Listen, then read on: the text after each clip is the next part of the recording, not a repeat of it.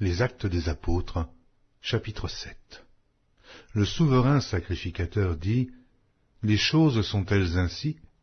Étienne répondit, « Hommes, frères et pères, écoutez. Le Dieu de gloire apparut à notre père Abraham lorsqu'il était en Mésopotamie, avant qu'il s'établît à Charan, et il lui dit, « Quitte ton pays et ta famille et va dans le pays que je te montrerai. » Il sortit alors du pays des Chaldéens et s'établit à Charan.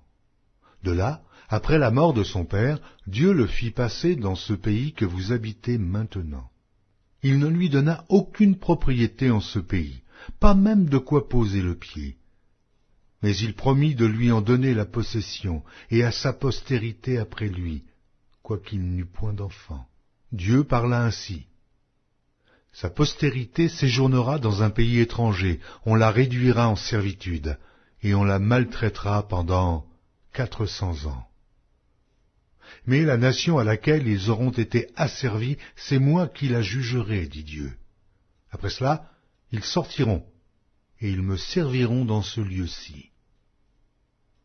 Puis Dieu donna à Abraham l'alliance de la circoncision, et ainsi, Abraham ayant engendré Isaac, le circoncit le 8e jour. Isaac engendra et circoncit Jacob, et Jacob, les 12 patriarches. Les patriarches, jaloux de Joseph, le vendirent pour être emmené en Égypte. Mais Dieu fut avec lui, et le délivra de toutes ses tribulations. Il lui donna de la sagesse, et lui fit trouver grâce devant Pharaon, roi d'Égypte, qui l'établit gouverneur d'Égypte et de toute sa maison. Il survint une famille dans tout le pays d'Égypte et dans celui de Canaan. La détresse était grande, et nos pères ne trouvaient pas de quoi se nourrir.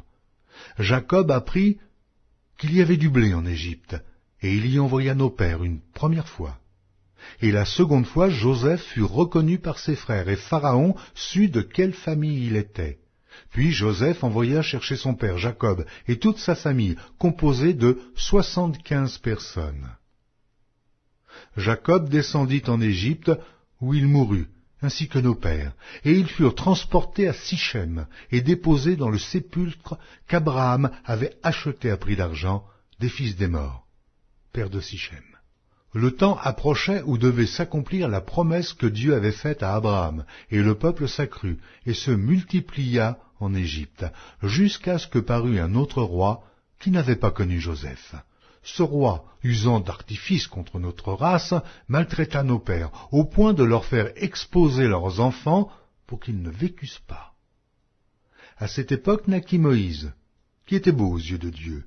Il fut nourri 3 mois dans la maison de son père, et, quand il eut été exposé, la fille de Pharaon le recueillit et l'éleva comme son fils.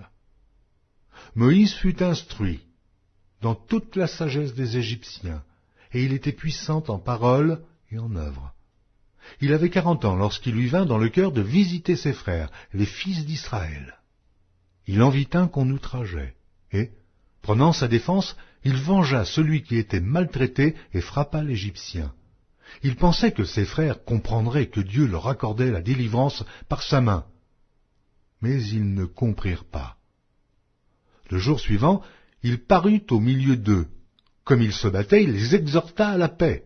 « Hommes, dit-il, vous êtes frères, pourquoi vous maltraitez-vous l'un l'autre » Mais celui qui maltraitait son prochain le repoussa en disant « Mais qui t'a établi chef et juge sur nous ?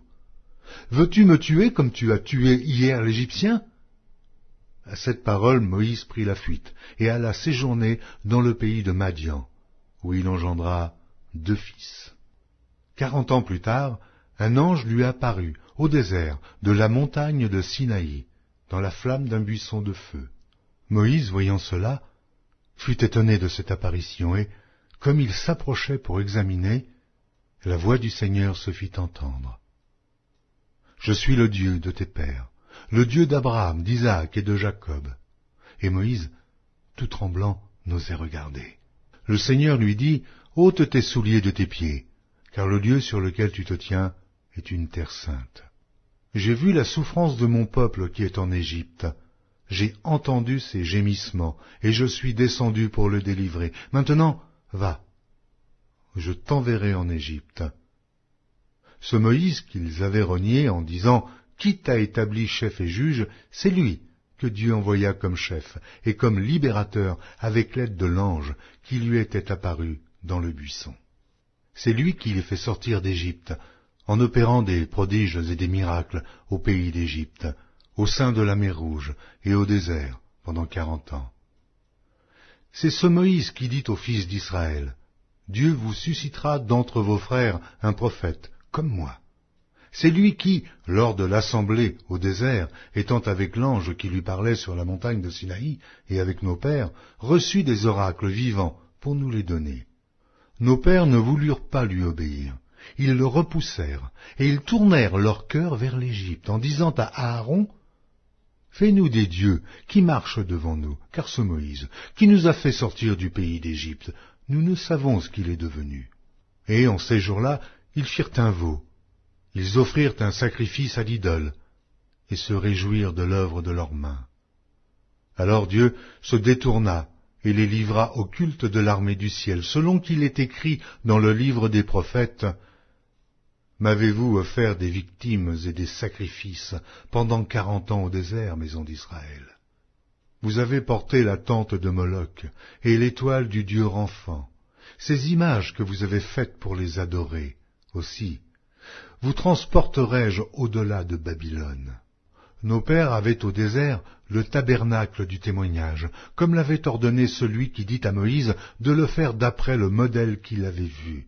Et nos pères l'ayant reçu, l'introduisirent sous la conduite de Josué, dans le pays qui était possédé par les nations que Dieu chassa devant eux. Et il y resta jusqu'au jour de David. David trouva grâce devant Dieu et demanda d'élever une demeure pour le Dieu de Jacob. Et ce fut Salomon qui lui bâtit une maison. Mais le Très-Haut n'habite pas dans ce qui est fait de main d'homme, comme dit le prophète. Le ciel est mon trône, et la terre mon marchepied. Quelle maison me bâtirez-vous, dit le Seigneur, ou quel sera le lieu de mon repos? N'est-ce pas ma main qui a fait toutes ces choses? Homme au cou raide, incirconcis de cœur et d'oreille, vous vous opposez toujours au Saint-Esprit, ce que vos pères ont été, vous l'êtes aussi. Lequel des prophètes vos pères n'ont-ils pas persécuté? Ils ont tué ceux qui annonçaient d'avance la venue du juste, que vous avez livré maintenant, et dont vous avez été les meurtriers. Vous qui avez reçu la loi d'après le décommandement d'ange, et qui ne l'avez point gardée. En entendant ces paroles, ils étaient furieux dans leur cœur, et ils grinçaient des dents contre lui. Mais Étienne, rempli du Saint-Esprit, et fixant les regards vers le ciel, vit la gloire de Dieu, et Jésus, debout à la droite de Dieu. Et il dit, « Voici, je vois les cieux ouverts, et le Fils de l'homme debout à la droite de Dieu. » Ils poussèrent alors de grands cris, en se bouchant les oreilles, et ils se précipitèrent tous ensemble sur lui, le traînèrent hors de la ville, et le lapidèrent. Les témoins déposèrent leurs vêtements aux pieds d'un jeune homme, nommé Saul. Et ils lapidaient Étienne, qui priait et disait, « Seigneur Jésus, reçois mon esprit. » Puis, s'étant mis à genoux, il s'écria d'une voix forte, « Seigneur, ne leur impute pas ce péché. » Et, après ces paroles, il s'endormit.